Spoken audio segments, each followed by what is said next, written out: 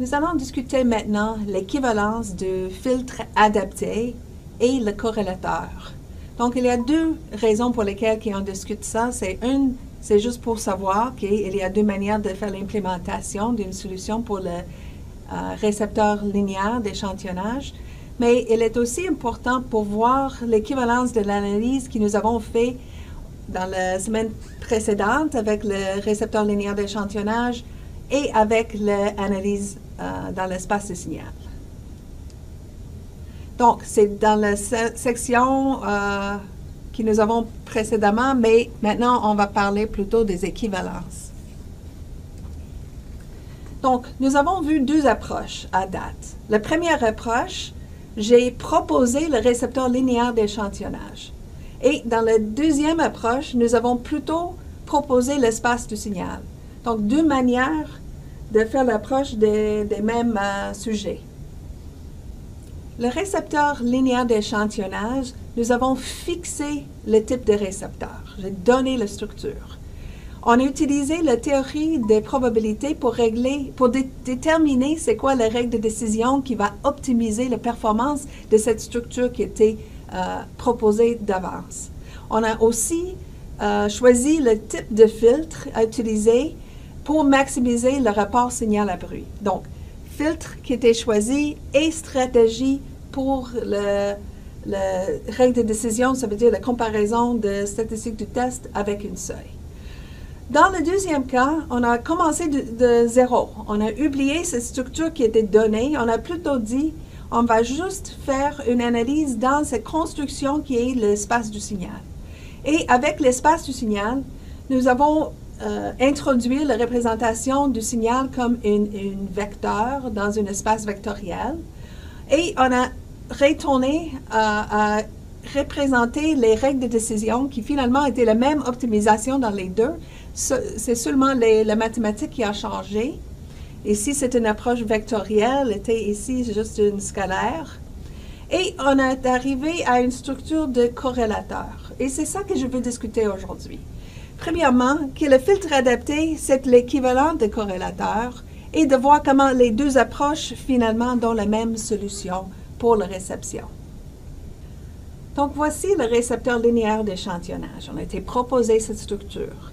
À partir de cette structure, une des étapes qu'on a passées était d'optimiser le choix pour notre filtre au récepteur linéaire.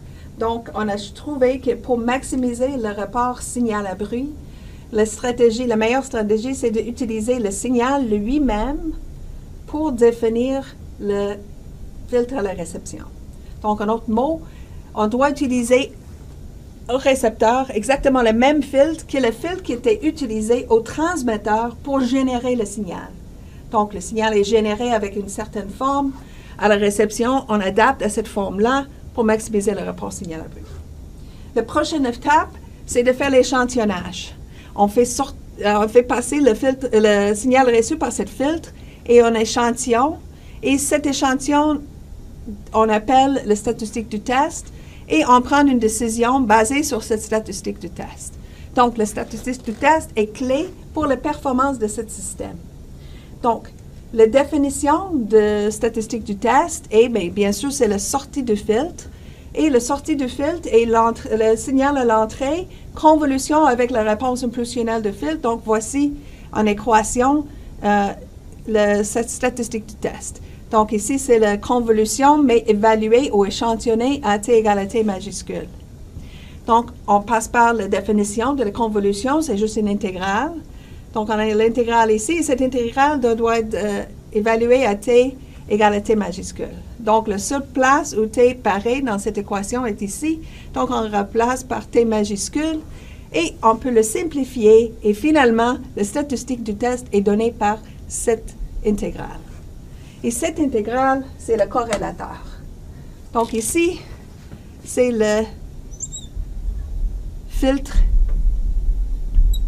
adapté. Et ici, nous avons le corrélateur. Donc, on voit l'équivalence entre les deux parce qu'il est sorti après l'échantillonnage. Donc, La sortie de filtre adapté, c'est une fonction temporelle, mais on échantillonne à un seul moment.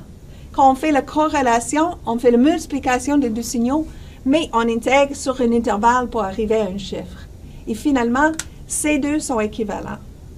Donc, vous allez voir, peut-être dans la littérature, des fois, les gens vont parler d'utiliser un filtre adapté, mais quand vous allez voir le schéma en bloc, peut-être il aura la forme ici. Donc, on doit dire que c'est un corrélateur, ce n'est pas le filtre adapté, mais les deux sont équivalents. Donc, souvent, on voit qu'on utilise les deux, les noms, pas nécessairement avec la structure, juste parce que les deux sont équivalents. Donc, voici un graphique qui vient de Sklar pour essayer de visualiser un peu pourquoi est-ce qu'il y a une équivalence entre les deux ou d'apprécier l'équivalence. Par exemple, juste pour le filtre adapté, supposons que le signal a la forme ici. Quand on fait la réflexion ici, la réflexion, nous pouvons le voir ici, et il y a un petit décalage, et ça, c'est le filtre adapté. Donc, ça, c'est la définition de filtre adapté. Ici, c'est l'équation. Donc, le signal reçu passe par ce filtre qui est adapté, et supposons qu'il y a une porteuse, peut-être il y a des oscillations. C'est une forme générale, une hypothèse pour le filtre adapté. C'est ce qui est important. La sortie du filtre adapté est une fonction temporelle, change avec le temps. Quand il arrive au temps T majuscule, on échantillonne et on a une valeur ici. Et cette valeur, à ce point-là, est exactement la même de la réponse du corrélateur. Le corrélateur, c'est une intégrale de 0 à t. Donc, on peut imaginer que de 0 à t sur 10, il y a une certaine valeur et ça continue à monter, donc il monte comme une ligne ici. Donc, c'est juste pour dire, ce n'est pas tous les signaux qui sont comme ça, mais c'est une visualisation pour nous faire apprécier. Le filtre adapté, ça varie, ça peut varier, ça peut osciller. Le corrélateur, il va bien sûr agrandir tranquillement, j'ajoute au corrélateur. Et au point précis, les deux vont donner exactement la même sortie. OK, on a fini maintenant avec notre discussion, notre rappel sur le récepteur linéaire d'échantillonnage. On passe maintenant au développement qu'on a fait pour l'espace du signal. Pour l'espace du signal, nous avons pris la forme vectorielle pour dire que le signal reçu est représenté comme un vecteur moins chacun des signaux qui peuvent être représentés aussi dans une forme vectorielle. Nous allons analyser les distances entre ces vecteurs. Donc, la norme au carré représente cette proportionnelle à la distance. Donc, on avait la règle MAP et la règle ML qui maximise la vraisemblance. En gros, c'est la distance. Et ici, c'est la distance modulo une pondération basée sur la probabilité a priori. Donc, j'aimerais maintenant examiner la forme de cette norme pour voir finalement qu'est-ce qu'on fait dans ces deux tests, dans cette mathématique qu'on a développée. Donc, quelle est la structure de ces statistiques du test? On a dit le Z de T était notre nom pour les statistiques du test. On a comparé ça avec une seuil. Ici, voilà la statistique du test, ou ici la statistique du test avec la pondération. Mais comment est-ce qu'on peut examiner la structure? Comment est-ce que nous allons bâtir un système pour chercher ces valeurs pour les décisions? Donc, on prend le développement du module au carré, mais prenons celui-là ici en bas. On peut l'écrire comme tous les espaces vectoriels. On peut les décomposer dans un composant qui est la longueur carrée de un des vecteurs et l'autre vecteur. Et la différence, c'est le produit interne des deux vecteurs. Donc, un résultat général pour un espace vectoriel. Donc, si on regarde les différents termes, on commence avec le premier terme qui est la longueur du vecteur reçu.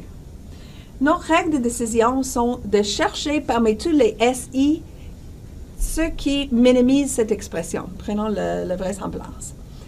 Mais quand je vais chercher sur tout le SI, je vais changer ici et ici, mais le R ne changera pas. Donc, il n'entre pas dans cette minimisation.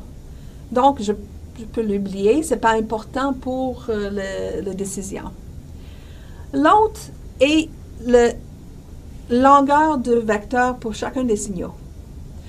Ça se peut que les signaux ne sont pas de la même énergie l'un de l'autre. Donc, à ce moment-là, ce n'est pas nécessaire le même. Ça peut varier avec I. Donc, ça se peut que ça varie avec I. Mais, ça ne varie pas avec le temps.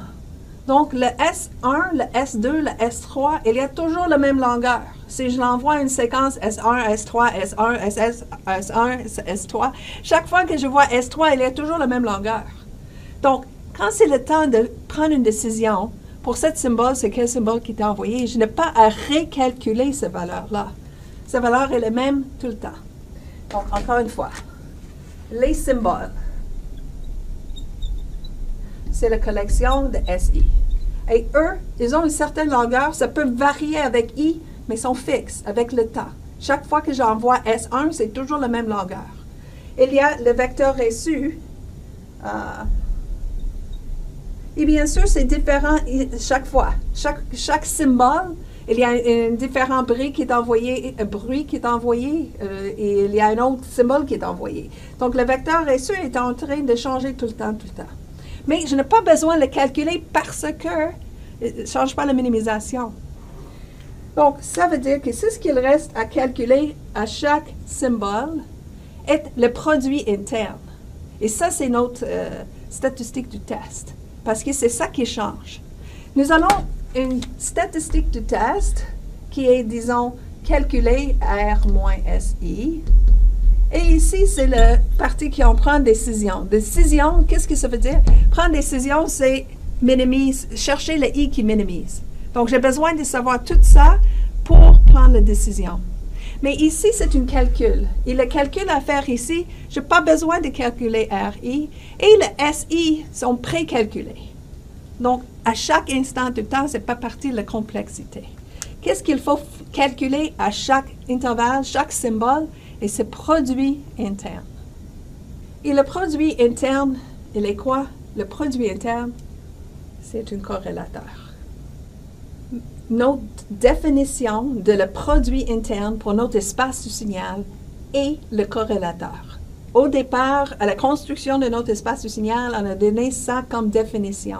Produit interne des deux vecteurs, c'est juste la corrélation des deux vecteurs sur l'intervalle d'un symbole. Donc, si nous avons besoin de construire un récepteur, qu'est-ce qu'on fait avec cette stratégie? Voici le symbole qui est envoyé. Un de ces symboles est envoyé à la réception, il y a un bruit ajouté. Donc, le vecteur reçu, le signal reçu est la somme de bruit plus le symbole envoyé. À la réception, notre stratégie est de calculer chacun des produits internes pour avoir un chiffre pour chacun des possibilités pour chaque symbole. On prend cette information sur tous les symboles et on envoie dans un bloc logique. Et le bloc logique, il va déterminer soit la décision qui maximise la vraisemblance ou qui maximise la probabilité a priori. Ici, on a une boîte qui dit simplement « choisir le plus grand ». Choisir le plus grand, c'est certain, ça c'est si tous les signaux ont la même énergie. Donc, si le son est constant, à ce moment-là, on va simplement regarder tous les produits internes, on va choisir le plus grand pour le ML. Donc ici, cette boîte-là représente cette solution. Si il n'est pas le cas, si tous les symboles ont une différente énergie, mais la boîte va changer, mais légèrement. On va simplement changer la logique dans cette boîte-là. On va dire plutôt de chercher le produit interne qui est calculé, plus on va mettre la longueur de chacun des vecteurs. Donc, c'est une pondération, et ça, c'est pour le ML, où ne sont pas tous la même énergie. Donc, ça ne serait pas choisir le plus grand plutôt parmi cet ensemble, pas juste en regardant les produits internes. Et pour le règle map, on va ajouter encore un terme concernant la probabilité a priori. Donc, encore une fois, récepteur linéaire d'échantillonnage, nous arrivons à exactement le même calcul, chercher le produit interne. Donc, les deux solutions, récepteur linéaire d'échantillonnage ou la solution qui vient de l'espace du signal, est dans la même solution. Donc, finalement, la structure de deux solutions est exactement la même. Donc, ici, j'ai juste commencé pour démarrer la discussion, j'ai donné la structure. Mais ici, on voit un autre développement complètement qui est beaucoup plus général.